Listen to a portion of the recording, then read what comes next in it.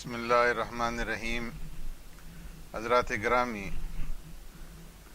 اب آپ حضرت مولانا عبدالحکیم رحمۃ اللہ تعالی علیہ، سابق MN و سینیٹر بانی جامعہ فرقانیہ مدنیہ راولپنڈی کا وہ بیان سماعت فرمائیں گے جو حضرت نے 26 رمضان المبارک جمعۃ الوداع ہجری 1403 اور مطابق 8/7/1983 کو کرتارپورہ کی جامع مسجد میں بیان فرمایا تھا۔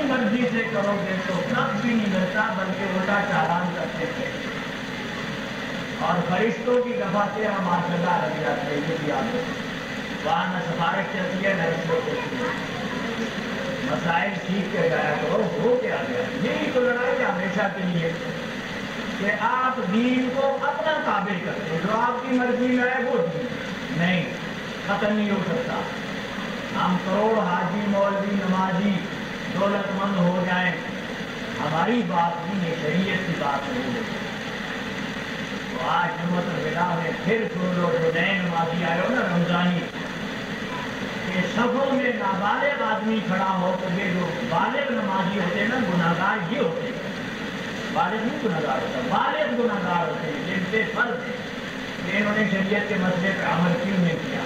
سمجھ شریف میں آ گئی بات، ارادوں سے ہو گئی ہے. ہاں تو پھر مسئلے پہ عمل بھی تو کرو، یا عمل کرنے کے لیے دوسری کا کام جائے کریں. اس مسجد میں بدعت کی بات جب تک میں زندہ ہوں نہیں ہونے دوں گا. یاد رکھو اتباع سنت پہ سب کو چلنا پڑے. نماز سب سے پہلا مسئلہ ہے کہ نماز کی سنت کے مطابق زندگی کو ہوا کیا، اور پھر سال کے بعد جو نماز پڑھ رہے بچارے اپنی نمازوں کو کیوں ضائع کراتے ہیں. بالغوں کو لے کر آیا کرو، ساتھ جو نہیں آ رہے یہ نابالغ بچارے ان کی نمازیں نہیں پڑھ رہے.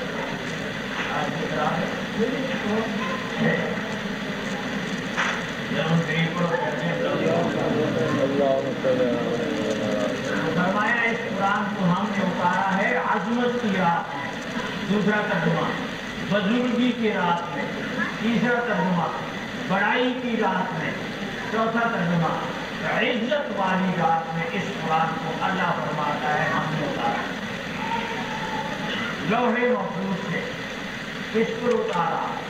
محمد رسول اللہ حضرت عبداللہ کے صاحبزادے خدیجۃ الکبریٰ کے شوہر زینب رقیہ ام کلثوم فاطمہ کے ابا انا انزلناہ نے قرآن کو اتارا ہے. سنی بیٹھے والے سنت و جماعت رسول اللہ کی 4 بیٹی ہیں. 3 سے انکار شیعہ کرتا ہے، اور سنی ہوتے ہوئے جو 4 کا اقرار نہیں کرے گا عقیدے میں وہ بھی شیعوں کے ساتھ بات ہے.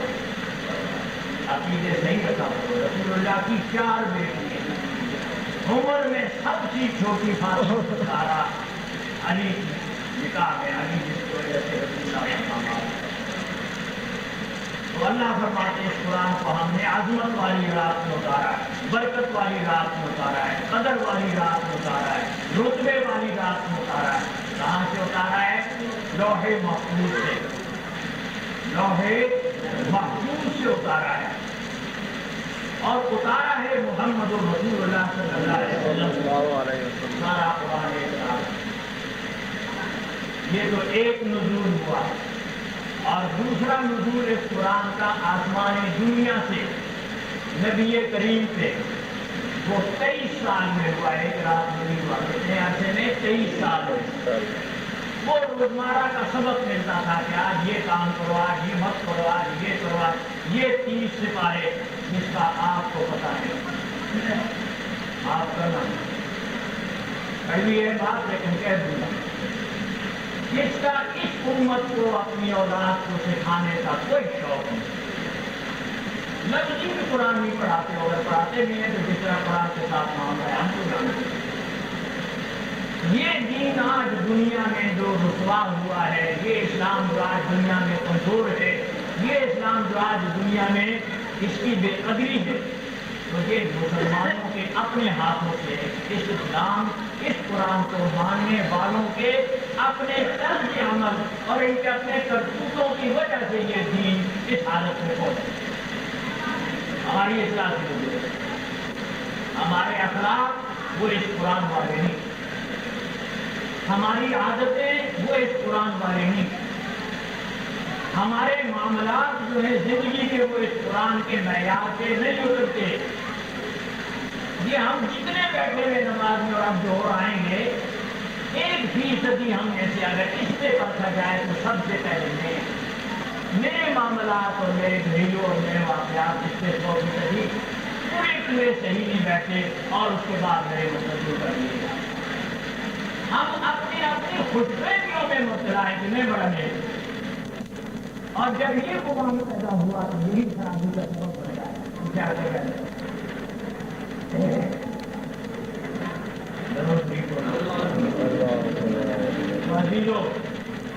یہ قرآن پاک لوح محفوظ سے اللہ نے اتارا محمد رسول اللہ پر ایک ہی رات میں سب کا سب. اور آسمان دنیا سے یہ قرآن رسول اللہ پہ اترتا رہا 23 سال میں. آسمان دنیا سے زمین پہ اترا اس طرح کے اس کی آیتوں کے مطابق بھرتی ہوتی رہی، اور وہ جو لوگ بھرتی ہوتے تھے یہ ان کی ٹریننگ اور ان کے ڈسپلن اور ان کی زندگی گزارنے کے لیے روزانہ کا سلیبس رسول اللہ کو دیا جاتا تھا. تمہاری گردن کی گولی میں جملہ تھا تاکہ جلدی سمجھے روزمرہ کی زندگی.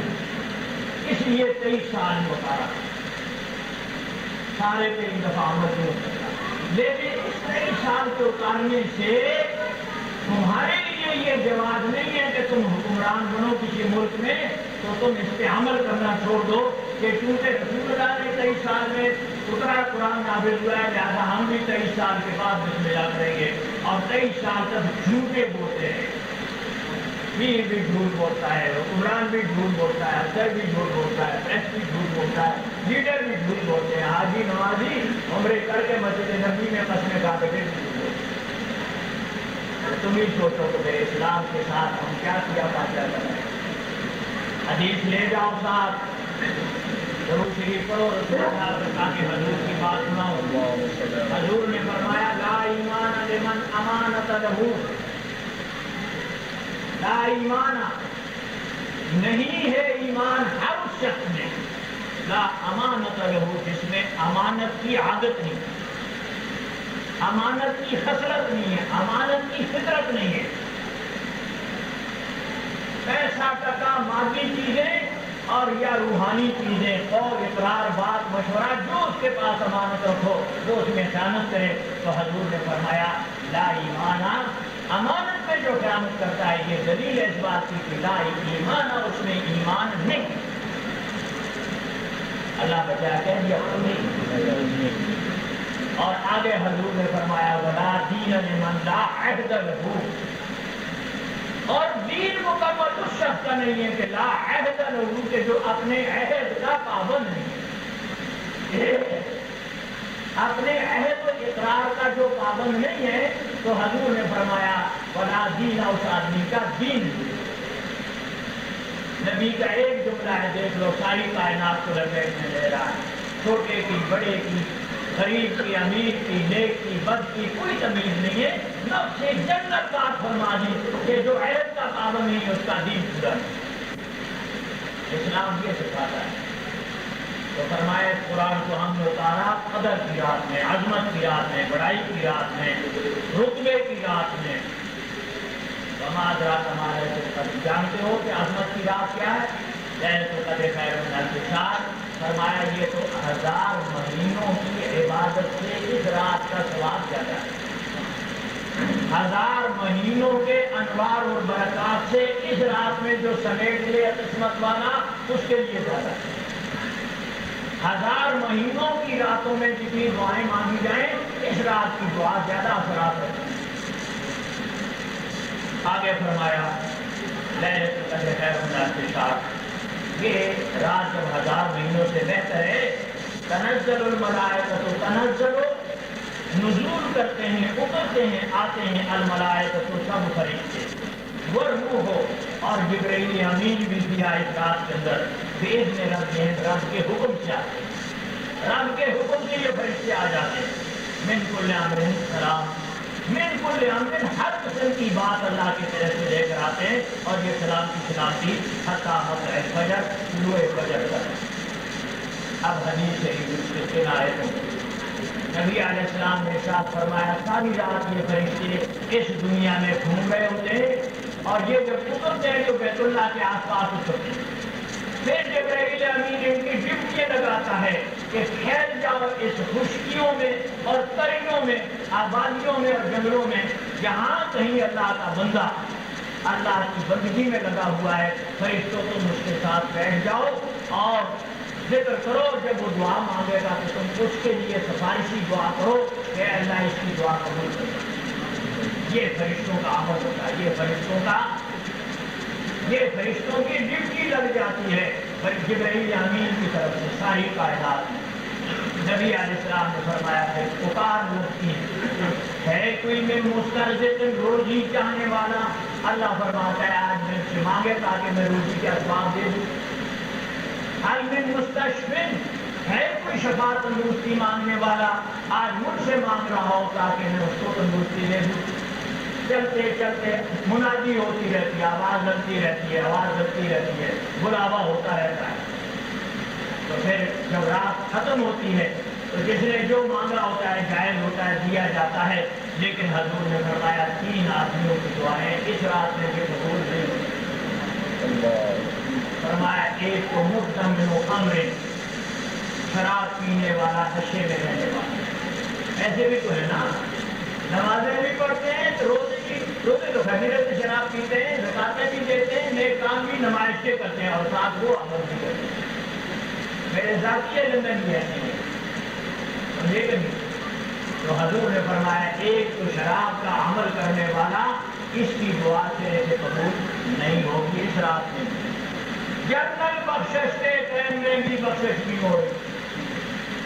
اور دوسرا جس نے ان بندوں کے حقوق مارے ہو اس کائنات میں، بندوں کے حقوق، چڑیوں کے، چرندوں کے، پرندوں کے، درندوں کے، حیوانوں کے یا انسانوں کے جانی مالی زبانی حقوق مارے، غیبت کی، چغلی کی، جھوٹ بولا، بہتان لگایا، الزام لگایا، غلط پروپیگنڈا کیا، مادی چیزوں میں سے کچھ چھین لیا، لے لیا، زور سے لیا، فریب سے لیا، دھوکے سے لیا، قسم کھا کے لیا، جھوٹا مسئلہ بتا کے لیا، ثواب پہنچانے کا ٹھیکہ لے کے لیا، جیسے کہ لوگ کرتے ہیں بدعات۔ یہ سب کے سب حقوق العباد کے مجرم قیامت کے دن اٹھیں گے عذاب کا۔ اللہ پاک بتایا حقوق العباد اتنی بڑی خراب چیز ہے، ہمیشہ کہتا رہتا ہوں یاد رکھو۔ اللہ پاک مجھے اور آپ کو، ہر مسلمان کو توفیق دے کہ اس دنیا میں حقوق العباد کی معافی مانگے اور پھر خاص کر کے دینے کے بچے سمجھے۔ عمر بن عبدالعزیز کا نام سنا ہوگا، خلیفہ رضی اللہ تعالیٰ عنہ۔ جب خلیفہ ہوئے تو اعلان کر دیا لوگوں جس کا کوئی حق رہتا ہے خلیفہ کے ذمہ، بادشاہ کے ذمہ، مجھ سے پہلے والوں نے اگر کوئی ایسا کیا ہے تو لے لو، میں خزانے میں سے ادا کر رہا ہوں۔ شرعی طور پر گواہیاں دے دے کے لوگ اپنی وصولی کرنے لگ گئے۔ تو خاندان والے اکٹھے ہوئے اور خاندان کے، شاہی خاندان کے لوگوں نے سمجھایا، باپ کو بلایا اور کہا کہ اس کو سمجھاؤ یہ تو سارا خزانہ ختم ہو جائے گا، سمجھے۔ تو باپ نے سمجھایا بیٹے کو کہ آپ نہیں ادا تفعل، پترا انج نہ کر، بنو امیہ کا یہ سارا مسئلہ جو ہے یہ ختم ہو جائے گا، ایسا مت کر۔ کیا بنو عباس کا قوم کا دور بجائے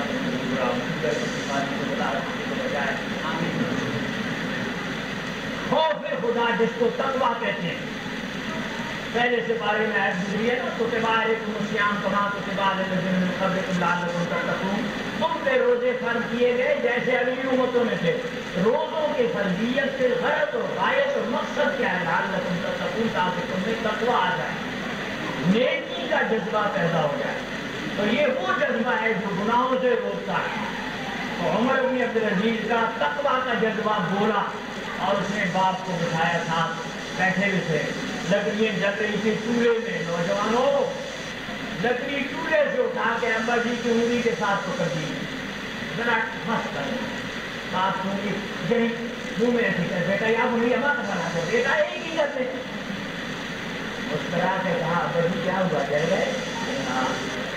میں نے کہا ابا جی دنیا کے یہ آگ جو رسول اللہ نے فرمایا کہ ساری دنیا کے آگ، دوزخ کی آگ کے 1% ہے، ساری دنیا کے آگ جس سے فیکٹریاں چلتی ہیں، کارخانے چلتے ہیں اور یہ انسان کھاتے پکاتے ہیں اور پتھروں کو جلا کے اس سے چونا بناتے ہیں، دنیا کی یہ ساری آگ دوزخ والی آگ کے مقابلے میں 1% ہے، وہ 99 حصے زیادہ ہے تپش میں۔ تو باپ کو کہا ابا جی اس دنیا کی آگ کے لگنے سے اتنے کرملا رہے ہو، پریشان ہو رہے ہو، تو دوزخ کی آگ تو اس سے 99 سے زیادہ ہوگی، تو آپ مجھے دوزخ کی آگ کے لیے تیار کر رہے ہیں، آپ مجھے دوزخ کی آگ کے لیے تیار کر رہے ہیں، کہتے ہیں کہ لوگوں کے حقوق واپس نہ کرو، کیا میں اس دوزخ کی آگ کو لے لوں اور آپ کا کہا مان لوں اور خلق خدا کو ان کے حقوق نہ دوں؟ نوجوانوں سن رہے ہو کہ جس کے ذمہ جس کا حق ہے اپنی زندگی میں ادا کر دو، معافی مانگ لو، کل کی قیامت کی ندامت و شرمندگی بہت بری چیز ہے. آج ہی اپنا لیکھا خدا کے ساتھ رسول اللہ کے سامنے ٹھیک کر دو، ورنہ کل قیامت کا مسئلہ بڑا ہوتا ہے. اور جوان کا واقعہ تو میں آپ کو پچھلے جمعے میں سنا چکا ہوں، تقویٰ کی بنیاد پہ، وہ جنگل میں اپنی انگلی چلاتا رہتا تھا اور زنا سے بچنے کے لیے. یہ ہے تقویٰ. تو نبی علیہ السلام نے فرمایا کہ لیلۃ القدر جیسی رات کے اندر بھی 3 آدمیوں کی بخشش اور دعا نہیں قبول ہوتی، نہ بخشش ہوتی ہے. ایک شراب پینے والا اور ایک اللہ کے ساتھ شرک کرنے والا جس کے عقیدے میں شرک ہو. یہ ہمارے اسلاف اور اکابر جو روکتے ہیں نا کہ اللہ کے سوا سے مت مانگو، وہ اس شرک کی وجہ سے روکتے ہیں کہ وہ شرک اللہ کے سوا سے مانگنا. اور تیسرا پھر آپ کو میں نے بتا دیا کہ جو حقوق العباد کو ضائع کرتا ہے اور جس کے دل میں حسد بھرا ہوا ہوتا ہے، چغلیاں کرتا ہے. اور جوانوں سنا ہے کہ نہیں سنا؟ خشک سالی ہو گئی، بارش بھی ہو رہی تھی. موسیٰ علیہ السلام سارے مسلمانوں کو لے کے باہر گئے دعا منگوانے کے لیے نماز استسقاء. جب دعا مانگی اللہ سے اللہ بارش برسا، اللہ بارش برسا، تو موسیٰ علیہ السلام کے پاس فرشتہ آیا اور انہوں نے اللہ کا پیغام آیا کہ اے موسیٰ دعا قبول نہیں ہو رہی، تم سب کی ایسی ہے کہ تمہارے مجمع میں ایک آدمی ہے ایسا کہ جس کے اندر عیب ہے چغلیاں کرنے کا، چغلیاں کرنے کا. جس کہیں گے لاؤ بڑھتا ہوں، کہیں گے نہیں کہیں گے پرانا لاؤ بڑھتا ہوں. ادھر جاتا ادھر کہہ دی ادھر کہہ دی 2 آدمیوں کو لڑا دیا. یہ ہے حقوق العباد ضائع کرنا. تو موسیٰ علیہ السلام نے اللہ سے درخواست کی ہے اللہ وہ آدمی مجھے بتا دیجئے کہ میں اس کو صفوں سے نکال کے باہر کھڑا کر دوں اور باقیوں کی دعا قبول ہو جائے، باقیوں کی دعا قبول ہو جائے. جواب سن لو. اللہ نے ارشاد فرمایا ہے موسیٰ جس بندے کے چغلیاں کرنے کی وجہ سے نبوت کی وجہ سے بارش نہیں برس رہی اور میں نہیں برسا رہا، تو کیا اب میں بندے کا نام لے کے تجھے بتا دوں میں خود چوری کروں؟ خدا پردہ پوش ہے، خدا کہہ دو پردہ پوش ہے. عربی میں ستار ہے، جب ستار آتا ہے پردے رکھتا ہے. اور یہ رسول اللہ کی نبوت کا فیضان ہے، یہ محمد رسول اللہ کی نبوت کا فیضان ہے. محمد کی نبوت سے پہلے رات کو جو گناہ کرتے صبح یہاں بھی لکھا ہوتا تھا اور دروازے کی بات چوکھٹ پہ بھی فرشتے لکھ جاتے. ہاں صبح لکھا ہوتا تھا کہ رات یار نے یہ کیا، جو جھوٹ بول رہا ہے، زنا کیا ہے، چوری کی ہے، قتل کی ہے، اغوا کیا ہے، کم تولا ہے، ملاوٹ کی ہے، جو بھی گناہ کرتا تھا تو وہ گناہ یہاں پہ بھی لکھا ہوتا تھا اور دروازے پہ بھی لکھا ہوتا تھا. درود رسول اللہ پہ یہ رسول اللہ کی نبوت کا فیضان ہے کہ اللہ پاک نے اس امت کی پردہ پوشی فرما دی اور متھوں پہ نہیں لکھا جاتا اور صبح دروازوں پہ لکھا ہوا نہیں ہوتا کہ اس فلانے نے یہ گناہ کیا ہے. ورنہ ایک سیکنڈ کے لیے سوچ کے بتاؤ زندہ ہے سکتے بولو؟ چھوٹے اور بڑے سارے صبح ننگے ہوتے ہیں، ہر ایک دوسرے کا پتا کر کیا ہے. خدا کتنا بڑا مہربان ہے، خدا کتنا بڑا مہربان ہے، پھر بھی اللہ کے احسان کی بات کو. دوسری حدیث میں آتا ہے خدا کی مہربانی پہ، حدیث میں آتا ہے حضور فرماتے ہیں بندہ جب دعا مانگتا ہے اور کسی وجہ سے دعا قبول نہیں ہوتی وہ نا امید نہیں ہوتا، پھر بھی مانگتا ہے اللہ سے، پھر بھی مانگتا ہے. تو حدیث قدسی میں آیا حضور نے فرمایا اللہ فرماتے ہیں جب 3 دفعہ کام پورا نہ ہونے کے باوجود میں میرا بندہ جب مجھ سے نا امید نہیں ہوتا تو میری غیرت جوش میں آ جاتی ہے، اب پھر میں اس کی دعا قبول کر ہی دیتا ہوں. میری غیرت جوش میں آتی ہے اور اس کو محروم چھوڑنے میں مجھے شرم آتی ہے، محروم چھوڑنے میں مجھے شرم آتی ہے، لہذا میں دعا قبول کر ہی لیتا ہوں.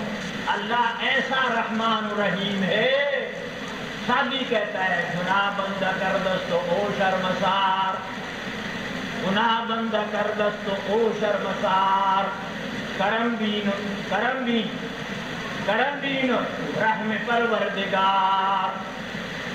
کرم دیکھ اور رحم دیکھ پروردگار کا کہ گناہ بندہ کر دست، گناہ بندہ کرتا ہے وہ او شرمسار، اور دعا کے وقت میں وہ نہ بچتے ہوئے شرم اس کو آنے لگ جاتی ہے.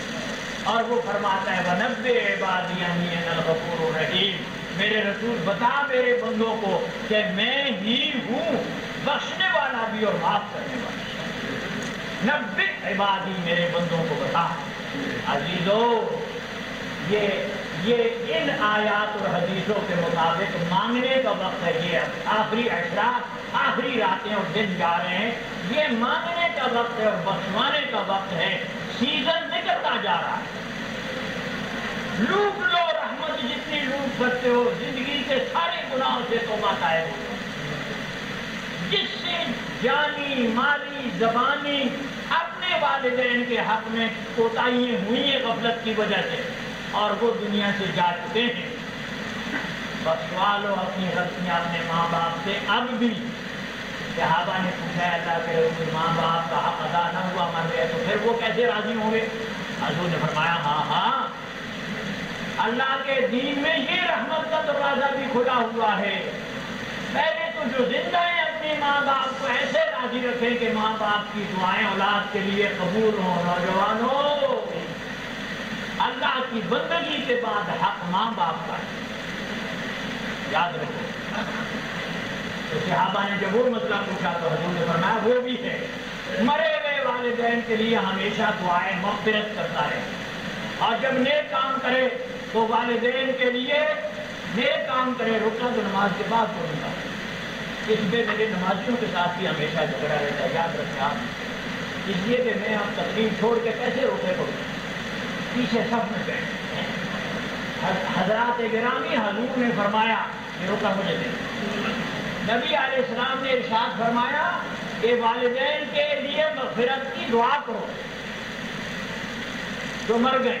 ایک، خود نیک عمل کرو، نفلی عبادتیں کرو، دل میں ارادہ کرو کہ ثواب میرے ماں باپ کو کرو۔ نفلی عبادت غیر محدود ہے، سن لو، نفلی عبادت غیر محدود ہے، اس کی کوئی حد نہیں۔ ابھی ایک آدمی آیا جی میری سائیکل سے پیسے نے چھین لیے اور وہ دیتا نہیں، کہتا ہے جی 10 روپے دے دو تب دوں گا، پلاسٹی لیا۔ آپ نے گھڑی دیکھی کہ ابھی تو 15 منٹ نماز میں، لہٰذا آپ دوڑے کہ اس مظلوم کی امداد کروں۔ دوسرا آپ کا ساتھی یہاں پہ 20 رکعتیں نماز پڑھتا ہے، آپ نے وہ 20 منٹ لگا کر کے اس مظلوم کی نصرت کی زبانی طور پہ جا کے اس کی سائیکل چھڑوا کے لے آئے۔ قیامت کے دن یہ آپ کا ثواب جب اکاؤنٹ ہوگا تو یہ 20 رکعت پڑھنے والے سے آپ کا ثواب زیادہ ہوگا۔ تو سمجھے نفلی عبادت کو کہ نہیں؟ آپ کے علم میں ہے کہ ہاں آدمی سفید پوش کا کاروباری تھا، وہ فوت ہو گیا ہے اور وہ قرضدار تھا، اب اس کے بچے اور بچیوں کے اخراجات کے لیے پیسے نہیں ہیں، فلہذا آپ نے اپنے یار دوستوں کو کہہ کے اس سفید پوش کے گھر میں اس کی بیوہ اور بچوں کو راشن پہنچا دیا چپکے سے، اور دوسرے آدمی نے کھڑے ہو کے ڈھنڈورا پٹوا کے ڈی سی کے ہاتھوں کے 10,000 روپے زکات کے دیے، تو قیامت کے دن آپ کا ثواب ان 10,000 دینے والوں سے 100 گنا قیامت کے دن زیادہ ہوگا۔ تو سمجھے نفل کے تصور کو سمجھے کہ نہیں؟ ہر وہ کام جس پہ ثواب کی امید ہو وہ نفل عبادت ہے، جانی مالی زبانی۔ تو حضور نے فرمایا کہ نفلی عبادات کے وقت ثواب کا ارادہ کرے کہ اس عبادت کا ثواب میری امی اور میرے ابو کو پہنچے، جن کے فوت ہو گئے خدا مغفرت فرمائے، کروڑوں رحمتوں نے خدا جگہ عطا فرمائے، میں میری والدہ ماجدہ مرحومہ کے ہاں ضرور شریف پڑھ لو۔ آپ کو یاد ہے جو ہمیشہ کے نمازی ہیں کہ جمعۃ الوداع کے دن دوسری جھولی جو پھرا کرتی ہے تو وہ قرآن پاک کی تعلیم کے لیے پھرتی ہے، فطرانہ صدقہ مانا ہوا فرض واجب جو بھی ہے۔ اب جو اعتکاف والے نوجوان پھر رہے اس جھولی میں ڈالتے جاؤ اور آخر میں ساری رقم کی ایک رسید مدرسے کی بن جائے گی۔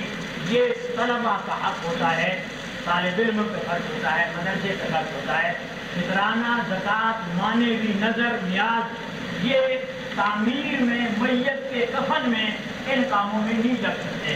مسجد کے لیے ہمیشہ اپنے ارادے سے نفلی صدقہ دیا کرو جس کو عطیہ کہا کرتے ہیں تاکہ وہ ہر ضرورت میں لگا کرے، اور فطرانہ फितराना वो डिपो के हिसाब से 3 रुपए 60 पैसे हैं और मार्केट के हिसाब से जो है उसके 4.5 रुपए के हिसाब से बढ़ते हैं, जो हमेशा जैसे खाते हो वैसे हिसाब करके।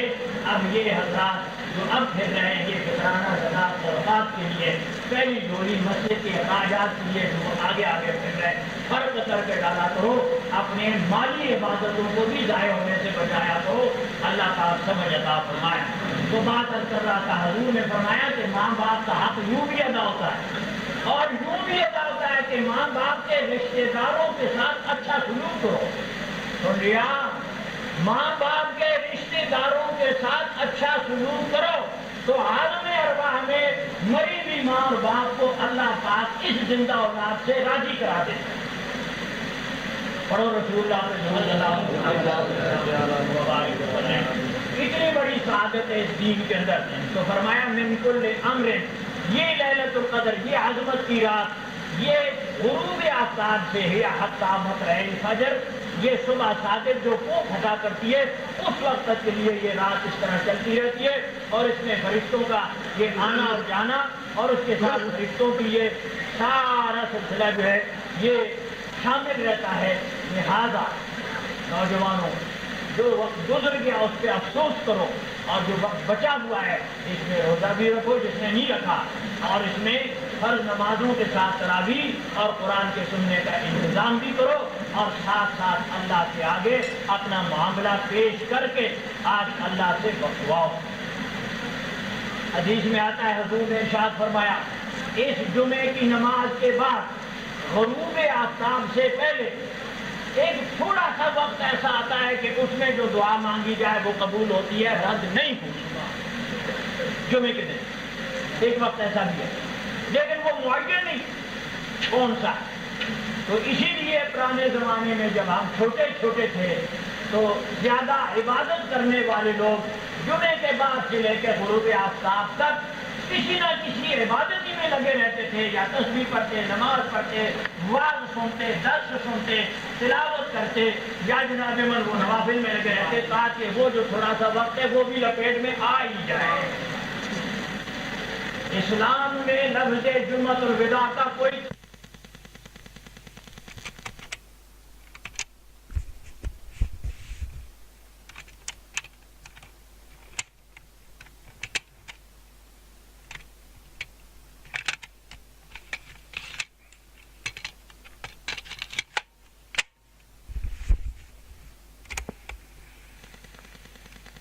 वाला और तीसरा चुगली करने वाला, इज्जत करने वाले लोगों के हकूक मारने वाला।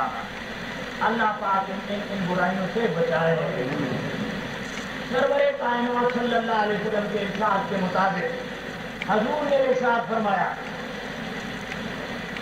बीमारी ने खराब कर दिया, अल्लाह पाक रहम फरमाया, यादाश्त के लिए मसाइल भी लिखने पड़े। तो नबी अलैहिस्सलाम से सहाबा ने पूछा कि ए अल्लाह के रसूल, माँ ये सदक़तुल फितर, ये फितराना जो देते हैं ये है क्या चीज़? तो नबी अलैहिस्सलाम ने आगे से इरशाद फरमाया, तोहारतुन लिसौमिकुम व तुहमतुन लिलमसाकीन, ये तुम्हारे रोज़ों को पाक करता है जो नादानिस्ता रोज़ों के मुनासिब गुनाह कर रहे हैं। जैसे कि नमाज में गलती हो जाए तो सजदा सावा करने से वो नमाज ठीक हो जाती है, ऐसी रोजे की इबादत में गलती हो जाए तो हजूर ने फरमाया ये फितराना तुम्हारे रोजों की सफाई है, पाकीज़गी है। ये फितराना, ये फर्ज किस पर होता है? नौजवानों, सुबह सादिक जो ईद के दिन होगी ना वो फटेगी, क्या 3:15 या 16 मिनट पे या 10 मिनट पे, जितने मिनट पे भी सुबह सादिक होती है, उस वक्त जो आदमी जिंदा मौजूद होगा घर में तो उसका ये सर का सदका फितराना वाजिब हो जाता है, फैमिली के हेड से अदा वो करेगा। जो इंतजामी लिहाज से फैमिली का हेड है, गिराने का बड़ा है, ये उसकी जिम्मेवारी है। बेटे हों, बेटियां हों, बहू हो, पोते, नवासे, जो उस मकान में उस घर में रहते हैं, चूल्हा जुड़ा नहीं है, खाना जुड़ा नहीं है, निजाम जुड़ा नहीं है, तो उन सब के साथ ये इकट्ठा हो जाता है। اور اگر بیٹا جانے کے بعد یا بیاہ بغیر ماں باپ سے جدا ہو گیا، کماتا بھی جدا ہے، پکاتا بھی جدا ہے، کھاتا بھی جدا ہے، تو پھر وہ اپنے فکرانے کا خود ذمہ وار ہے۔ بیٹی بیاہ کے دے دیے تو وہ اپنے فکرانے کی ادائیگی کی خود ذمہ وار ہے، خود دے یا اپنے شوہر کو دے، شوہر سے لے کے خرچ کرنا شوہر سے عورت کا اپنا حق ہے، یہ یاد رکھیے گا۔ باقی نوکر مزدور نوکریانی گھر میں جو کام کرتے ہیں، ویسے غریب غربا جو گھر میں رکھا ہوا ہے جس کے اخراجات برداشت کرتے ہیں، ان سب کے سب کا فکرانہ سرور کائنات صلی اللہ علیہ وسلم فرمائے دینا پڑے گا۔ اور سارے رمضان میں آدمی زندہ تھا، ادھر فجر کی اذانیں ابھی شروع نہیں ہوئی تھی، ہارن بجا تھا کہ صبح صادق ہونے والی اور ادھر صاف نہیں کر گیا۔ تو قانون تیری میری مرضی نہیں چل سکتی، محمد الرسول اللہ فرماتے ہیں اللہ کا قانون مجھے یہ ملا ہے کہ اس روح نکلنے والے کا فکرانہ دیا باپ ہے۔ یہ وقت ہے فرضیت کا، صبح صادق عید کے دن والا، اس لیے میں کیا کر رہا ہوں کہ دین کی بات میری اور تیری مرضی کی نہیں، اور جوانوں اور بوڑھوں اپنی گردنوں کو اللہ کے حکم کے آگے جھکانا پڑے گا۔ عید کے دن دینا سنت مؤکدہ، رہ گیا کسی وجہ سے یاد نہ رہا، بیمار تھا، سفر میں تھا، تو جس دن بھی یاد آئے یہ واجب ہے، ادا کرنا ہی پڑتا ہے، ٹلتا نہیں۔ یہ مالی عبادت ہے، مالی عبادت۔ نبی علیہ السلام کا خود معمول یہ تھا کہ نماز عید کے جانے سے پہلے ہی ادا کر کے جایا کرتے، اور اگر عید کے دن سے بھی پہلے دیا جائے تو تب بھی۔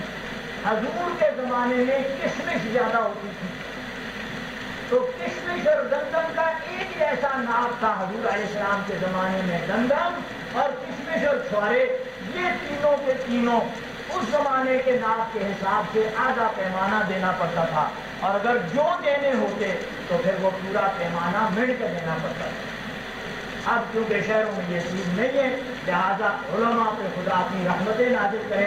علماء نے رسول اللہ کے زمانے کے پیمانوں کا تولوں کے حساب سے حساب کر کے تولے نکالے، اور پھر ان تولوں کے حساب سے گندم کا حساب لگا کر کے اور میرے اور آپ کے لیے مسئلہ آسان کر دیا، 2.25 سے زیادہ اور یا اس کی قیمت ہم شہریوں کے لیے قیمت کہیں زیادہ آسان ہے۔ فقہ کی کتابوں میں لکھتے ہیں محتاج کو جس چیز سے فائدہ پہنچے وہ چیز دو، تو محتاج کو پیسے سے فائدہ پہنچے، اس کو جس چیز کی ضرورت ہے وہ لے لے گا۔ اگر گندم ہی لے جا کے دے دو گے اور اسی جگہ گندم سے کیا لینا چاہیے، گندم کسی کو لے جا کے جب لے گا، سبزی اس نے لینی ہے، دوائی لینی ہے، آٹا لینا ہے، چاول لینا ہے، کچھ لینا ہے، اگر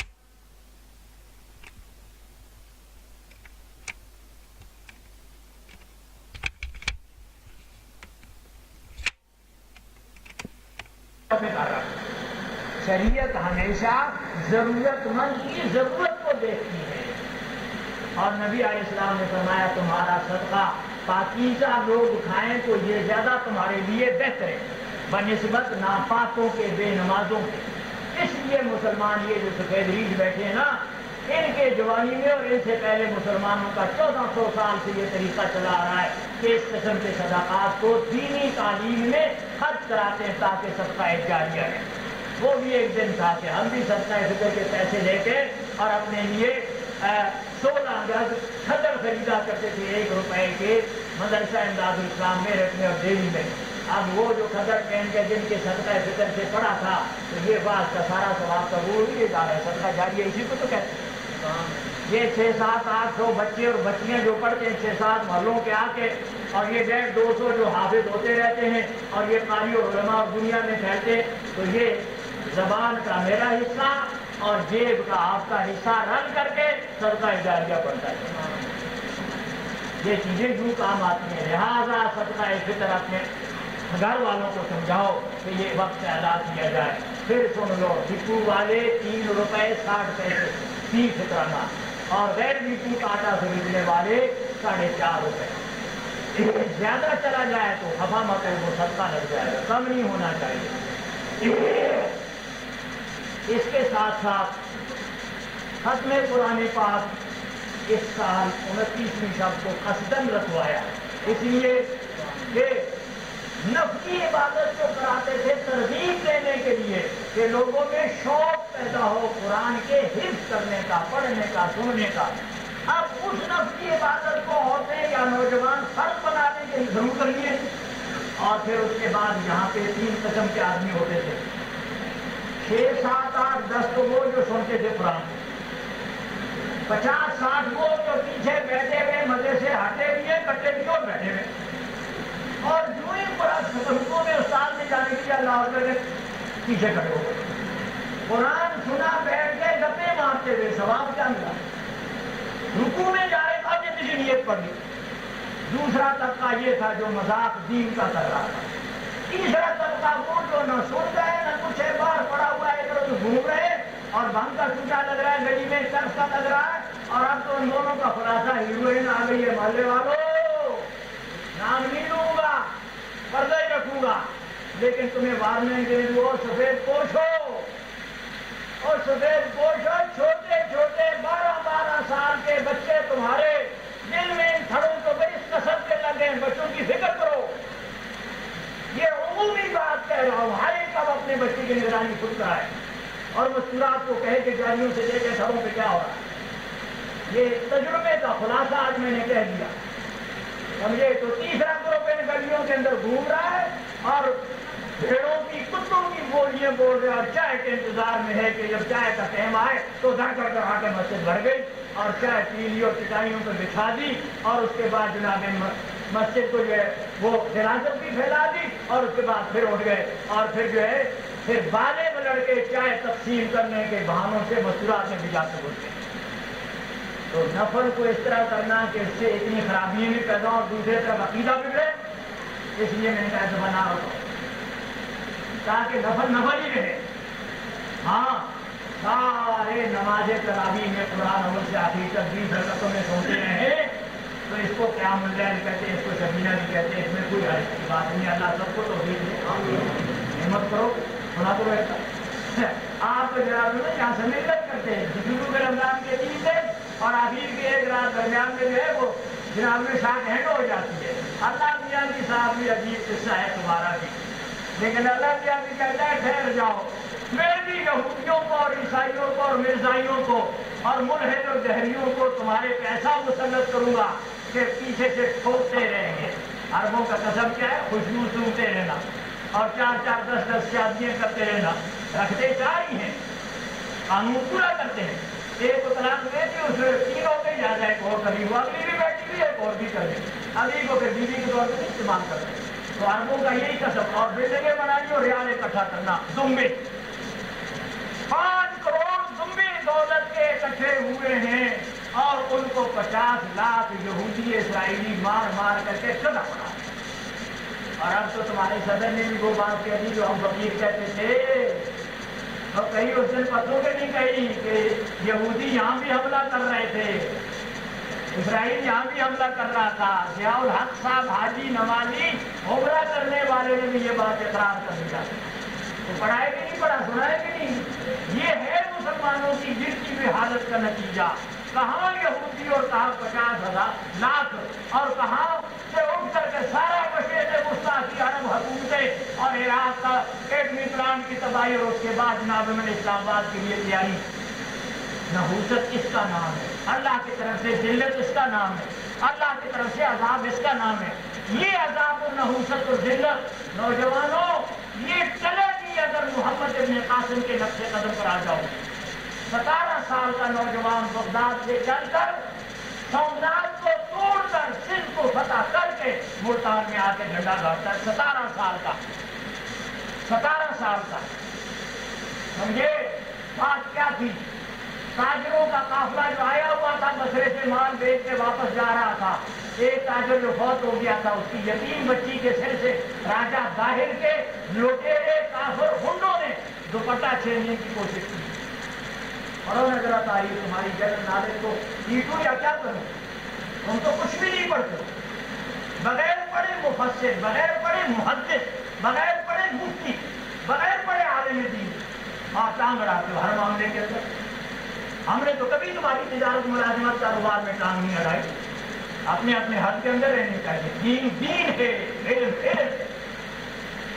تو جب بچی کی زبان سے نکلا یاد الحجاج، ہائے حجاج ابن یوسف، مصیبت کے وقت میں بچہ اپنے بڑے کو پکارتا ہے، گھر میں لڑائی ہوتی ہے، بچے بولتے ہی نہیں، بولتے امی، حالانکہ امی بیچاری کو پتہ ہے کہ تو گھر میں یہ فطرت سے پکارنا پڑتا ہے. تو رحم میں عدل و انصاف کا جب بادشاہ ملک میں ہوتا ہے تو رعایا پہ جب تکلیف آتی ہے تو بادشاہ کا نام لیا کرتے ہیں. تو سمجھے یا نہ سمجھے؟ لڑکی نے جب دیکھا یتیم بچی نے، خیر وہ تو بچ گئی، روپٹا بھی بچ گیا، تاجر چلے گئے. بسرے میں جب جا کے کانچے لگی، پرانے زمانے کی لکڑی والے کشتی ہیں، تو اپنی رعایا کے بارے میں پوچھوایا کہ بھئی ہمارے مسلمان جو گئے تھے ہند میں وہ کیسے آئے؟ تو بتایا فلانا مر گیا. بھئی بچے ایسے واقعہ سارا نقل کیا کہ راجہ ظاہر کافر کے لٹیروں نے بچی کا دوپٹہ چھیننا چاہتا اور بچی کے زبان سے نکلا تھا ہائے حجاج ابن یوسف، ہائے حجاج ابن یوسف. میں نے کہا اچھا یہ گورنر تھا عراق کا. حجاج ابن یوسف نے عبد الملک سے اجازت مانگے بغیر بات اپنے خلیفہ اور بادشاہ سے مسلمان فوج کو آرڈر دے دیا اور حضرت عبد الرحمن کو سربراہ کر کے کہا کرو حملہ سے. یہ بنو کے راستے سے آئے. جب وہ شہید ہوا تو محمد ابن قاسم کو کمانڈر بنایا. 17 سال کا بچہ. اے نوجوانوں ذرا اپنے گریبان میں سوچو کہاں کھڑے ہو. جب علم و عمل صحابہ والا تھا تو 17 سال والے ہندوستان کو فتح کر کے تمہیں دے رہے تھے، اور جب عقیدہ اور علم و عمل ادھر سے بچھڑ کر کے اور شرک و بدعات کی طرف چلا گیا، روایات کی طرف اپنی پسند کو دین بنا لیا، تو نتیجہ یہ ہے کہ دنیا میں پٹ رہے ہیں، رحمتیں آتے ساتھ نہیں دے رہی. لفظ الوداع اسلام میں کوئی چیز نہیں. عقیدے ٹھیک کرو. ہاں یہ ضرور ہے کہ جمعے کی عظمت حضور نے فرمائی ہے کہ جمعہ تمام دنوں کا سردار ہے. جمعہ تمام دنوں کا سردار ہے، اور پھر جمعوں میں سے رمضان کے جمعے زیادہ بڑھتے ہیں. اس لحاظ سے تو یہ مقدس دن ہے آج کا. لیکن لفظ الوداع یہ کوئی چیز نہیں ہے کہ جی کہتے ہیں رمضان ودا کرنے گیا ایسا آگے ایسا چھپ کے کھانے ہونے سے آتے کیا کہ آج ودا ہی کریے. سمجھے؟ باز آ جاؤ. پانی پانی کر گئی مجھ کو قلندر کی یہ بات، تو جھکا جو غیر کے آگے نہ من تیرا نہ تن، اقبال کہتا ہے. یہ دو چیزیں چھوڑنی پڑیں گی، ایک پہ آنا پڑے گا. ایک ہاتھ میں اسلام پکڑا ہوا ہے اور ایک ہاتھ میں رواج بھی پکڑا ہوا ہے. یہ رواج کی مثال وہ پانی میں بیٹھنے والی بھینس کی ہے. وہ ندی سے عبور کر رہا تھا، ایک آدمی بھینس کے دو پکڑی گئی ہے، اس کو عبور کر جائے گی کٹ جائے گی، میں مثال کر لوں گا. بھینس بری عادت کی تھی، وہ درمیان ندی کے جب پہنچی تو پانی کے اندر بیٹھ گئی. لہٰذا جس نے تم پکڑی ہوئی اسے تم چھو کے رکھ دیا، ڈوب گیا. تو محاورہ بن گیا پانی میں بیٹھنے والی بھینس کی دم مت پکڑ.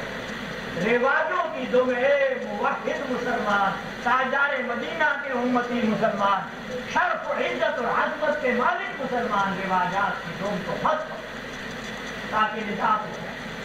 یہ درس اور تقریریں اور یہ اجتماعات اور یہ وعظ اور یہ ساری مدرسے اور یہ کتابیں صرف اس مقصد کے لیے کہ ملت اسلامیہ کو صحیح رہنمائی کی جائے. دین کی باتیں اپنے اپنے من کو چھوڑو. حضرات گرامی، اس کے ساتھ ساتھ جو میں نے آپ کو حدیث سنائی کہ اللہ نے موسیٰ علیہ السلام کو جواب دیا کہ موسیٰ، جس شخص کے چغلیاں مارنے کی نحوست کی وجہ سے تمہارے پہ بارش نہیں ہو رہی اور دعائیں میں نہیں قبول کر رہا، تمہیں اس کا نام تو نہیں بتاؤں گا، میں وہ کام کیوں کروں. کیا میں نے بات چھوڑی تھی؟ رمضان کے ثواب کو گھٹانے کے لیے اور ان نمازوں اور اس قرآن کے ثواب کو کم کرنے کے لیے شیطان ہر ایک کے ساتھ لگا رہتا ہے. تو تھوڑا تھوڑا وسوسہ ڈلوا کے اور حقوق و لباس ضائع کرواتا ہے. کسی سے چغلی، کسی سے غیبت، کسی سے تہمت تراشی، کسی سے الزام تراشی، اور کسی کو میں یہ میں کا جو سبب پڑھاتا ہے نا شیطان کے میں ہی ہوں، بس میں جیسا تو کوئی ہے ہی. اس میں کو چھوڑ دو. یہ انانیت ہماری تکبر جو ہے نا یہ ہمیں خراب کرتا ہے. سادی کہتا ہے تکبر آزادی لڑا پار کر. تکبر نے آزادی کو پار کر دیا. جانتے ہو آزادی کون تھا؟ نہیں، آزادی نام ہے جس کو تم شیطان کہتے ہو. عزیز اس کا، عزازیل اس کا شخصی نام ہے. شیطان اس کی صفت ہے بہکانا.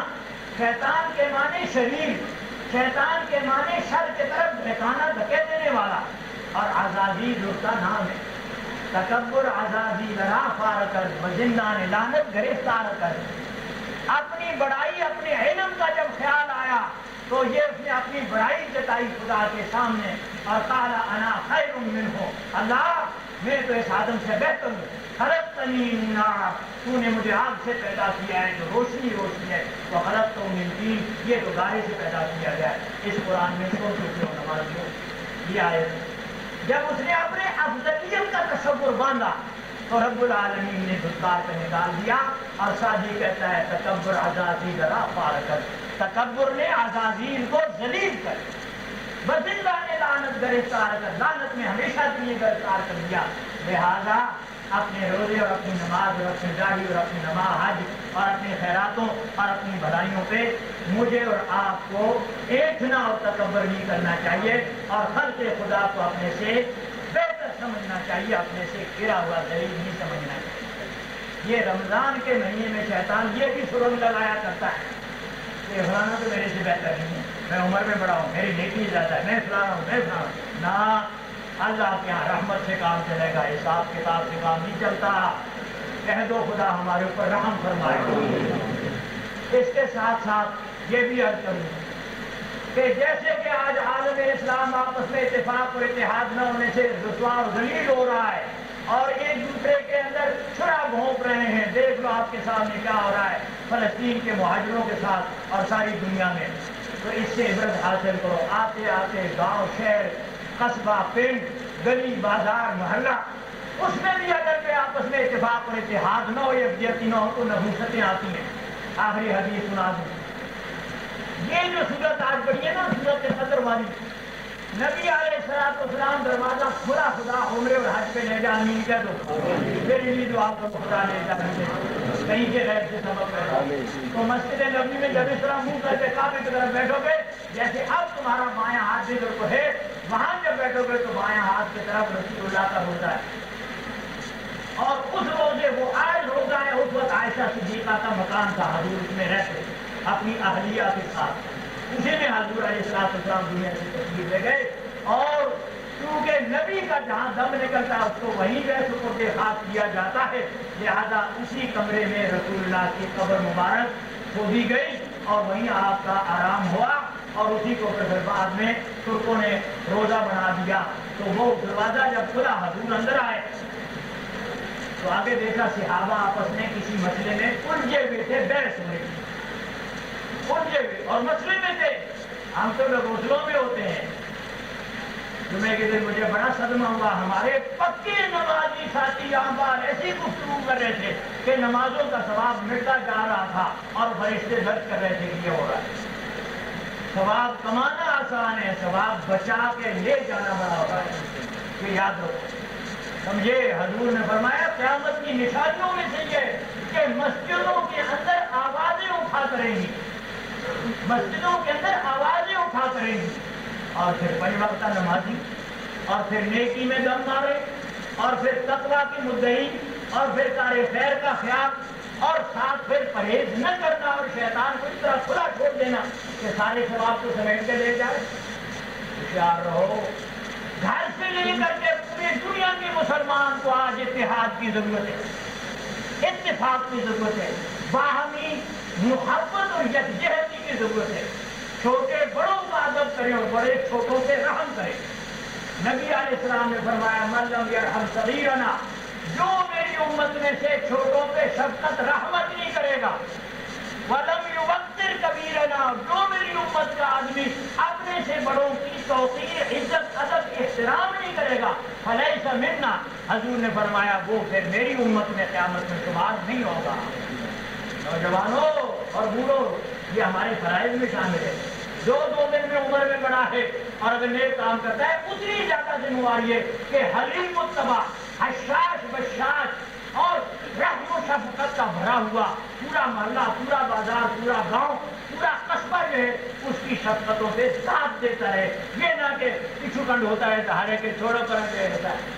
وہ کہتے ہیں نا کہ بال ہر وقت بچے میں نہیں بچنے چاہیے. حضور نے فرمایا مومن کی نشانی یہ ہے کہ وہ چہرے سے حشاش بشاش ہوتا ہے، مسکراتا ہوا چہرہ رکھتا ہے ہمیشہ. یہ رسول اللہ کہتا ہے. اپنے کو فٹ کر رہے ہیں. یہ سال کے بعد کا پیغام ہے. اس لیے ضروری بات یہ بھی کہ سال بھر یاد رکھو کس کو معلوم ہے کہ کون زندہ رہے گا. گزشتہ سال یہاں کتنے ہمارے نمازی تھے، آج نہیں ہے. خدا ان کو غریب رحمت. اگلے رمضان آج تک کس کو معلوم ہے ہم میں سے کون ہے یا نہیں ہے؟ پل بھر کی گھڑی کا بھی پتہ نہیں ہے عزیزو، آج شام کا بھی پتہ نہیں، اس نماز کا بھی پتہ نہیں کہ اب ہم میں سے کس کو نصیب ہوتی ہے اور کس کی روح جدا ہو جائے. کہاں بیٹھے ہو جو جا چکے ہیں ان سے عبرت حاصل کرو، اور جو بوڑھے ہو چکے ہو اپنے جانے والوں سے مزید عبرت حاصل کرو. خوبیاں پھیلاؤ، برائیاں مت پھیلاؤ. اللہ پاک توفیق عطا فرمائے. سوال کر رہا تھا ختم قرآن پاک قسم کو توڑنے کے لیے 29ویں تراویح میں رکھا ہے، اور 29ویں بھی لیلۃ القدر ہی ہے رسول اللہ کی حدیث کے مطابق. ایک تو یہ کہ ساری راتوں میں نماز با جماعت تراویح قرآن کے ساتھ ہوتی ہے. ان پکے نمازیوں کے لیے یہ سارا انتظام ہے. جان یہ پکے نمازی ہیں جو ہمیشہ سارے سال پڑھتے ہیں اور رمضان کے 30 دن پڑھتے ہیں، جان کو یہ ان کے ہاتھ سے یہ مسئلہ کیا. اور دوسرے طرف نوجوانوں کو اور عورتوں کے ذہن ٹھیک کرنے کے لیے کہ نفلوں کے لیے شبینہ کوئی ہمیشہ ضروری نہیں ہے. آپ نے تو اس لیے شبینے شروع کیے تھے کہ لوگوں میں قرآن پڑھنے کا شعور پیدا ہو جائے، شوق پیدا ہو جائے. حفظ سے بٹھا دیں تو الحمدللہ تحریک کامیاب ہوگی. 20-25 کے قریب 33 کے قریب تو اللہ پاک نے اپنے محلے اور آس پاس کے محلے کے بچے حافظ کروا دیے. خدا ان کا حفظ قائم رکھے، اور حضور کے ارشاد کے مطابق خدا ماں باپ کے لیے اور میرے ڈونی بجانے والے کے لیے بھی اللہ پاک قبول کرے. رسول اللہ کو اللہ نے فرمایا کہہ دیجیے گا قل لا اسألکم من اجر، نبی فرما دو کہ میں تم سے اجرت نہیں مانگتا یہ قرآن پیش کر کے. تو میں بھی وہی بات اب کر رہا ہوں قرآن والی، لا اسألکم من اجر. میرے نمازیوں، میرے جمعے کے نمازیوں جو شہر بھر سے آئے ہوئے اور میرے محلے کے نمازیوں، کوئی تو کہہ دے کہ کبھی میں نے اپنے ذات کے لیے اجرت مانگی ہو. کوئی تو مائی کا لال کھڑا ہو کے کہہ دے کہ میں نے کبھی کپڑا پیسہ کوئی چیز آپ سے اپنی اس ذات کے لیے عبدالحکیم کے لیے مانگی، مدرسے کے لیے مانگتا ہوں. وہ اللہ کا اسٹیٹ بینک ہے، آپ کا جمع ہوتا ہے، میری انرجی چلتی ہے، تمہاری جیب چلتی ہے، دونوں رل کر کے کرنٹ پیدا کرتے ہیں اور قرآن کا نور پیدا کرتے ہیں. میں داعی ہوں، دعوت دیتا ہوں، آپ عمل کرتے ہیں، اللہ پاک قبول کرتا ہے. سمجھے؟ وہ صدقہ جاریہ کے لیے کر رہے ہیں، اس میں ایک دوسرے پہ کوئی احسان نہیں ہے، یہ بھی یاد رکھو. بعض ساتھی احسان جتانے لگ جاتے ہیں. خدا کے بندو، خدا فرماتا ہے لا تمنوا علی اسلامکم. نبی فرماتے ان کو کہ مجھ پہ اپنے اسلام کا احسان مت رکھو. بل اللہ یمن علیکم، اللہ تم پہ احسان رکھتا ہے. تو ہمارے اوپر اللہ کا احسان ہے جس نے توفیق دی ہے، ورنہ تو اربوں پتی ایک پیسہ خدا کے راہ پہ نہیں خرچ کرتے، ہٹے کٹے ایک رکعت نہیں پڑھتے. یہ اللہ کا احسان ہے جو جھکاتا ہے بٹھاتا ہے. کہہ دو الحمدللہ. اور یہ ان بڑوں کی تربیت ہے جو جا چکے، کسی کے باپ کی، کسی کے ماں کی، کسی کے استاد کی، کسی کے ساتھی کی، کہ جس نے ذہنوں میں یہ باتیں بٹھائی. تو اپنی اولاد کو اسلامی تعلیمات اپنے گھر میں سکھاؤ، بڑوں کا ادب سکھاؤ، چھوٹوں پہ شفقت کرنا سکھاؤ. اور جو جتنا کچھ دین کے قریب ہے وہ اتنا ہی زیادہ پرہیز کرے. اس کے طرز عمل سے دین بدنام نہ ہو، اس کے طرز عمل سے دینی کام بدنام نہ ہو. آپ نے نہیں دیکھا جو آدمی دینی کام کرتا ہے اس کی غلطی کی وجہ سے لوگ خفا ہوتے ہیں، وہ سارے کام کو برا بھلا کہتے ہیں. ہزاروں ایسے واقعات ہیں. اگر ایک آدمی لوگوں کو جماعتوں میں نکالنے کا کام کرتا ہے، کتاب پڑھتا ہے اور اس کی کسی بات قابل اعتراض ہوتی ہے، اس گاؤں میں، محلے میں، قصبے میں پھر لوگ اس اچھے سے اچھے کام سے اس آدمی کی وجہ سے نفرت کرتے ہیں. اب اگر ایک آدمی نماز پڑھتا ہے، مسجد میں آتا ہے، جھاڑو لگاتا ہے، سلام ملاتا ہے، پرانے زمانے میں آج کل سب کچھ کرتا ہے، لیکن اس کا طرز گفتگو اٹھک بیٹھک ٹھیک نہیں ہوتی، اس کی وجہ سے کئی آدمی مسجد میں نماز چھوڑ دیتے، کہتے فلانے سے تنگ آتے. تو کتنا بڑا جرم ہوتا ہے. جتنے ذمہ داریاں بڑھتی ہیں اتنے زیادہ اور زیادہ پرہیز کرنا پڑے گا. یہ سوچ لو، سب کو ساتھ لے کے چلنا، سب کے لیے شیر و شکر ہونا، سب کے لیے رحمت کا مجسمہ بننا، اور غریب سے غریب کو، امیر سے امیر کو، چھوٹی سی چھوٹی عمر سے لے کے بڑی سے بڑی عمر والوں کو ایک جیسا اسلامی احترام کے اندر رکھنا چاہیے. اگر یہ نہیں آیا تو روزے سے کیا حاصل؟ لعلکم تتقون فرماتا ہے تاکہ تمہارے اندر تقویٰ آ جائے. اللہ پاک اس کی توفیق عطا فرمائے. آخر میں آج سارے ملک کے اندر مجلس تحفظ ختم نبوت کے امیر اور پاکستان کے علماء کے پیر و مرشد حضرت مولانا خان محمد صاحب مقدس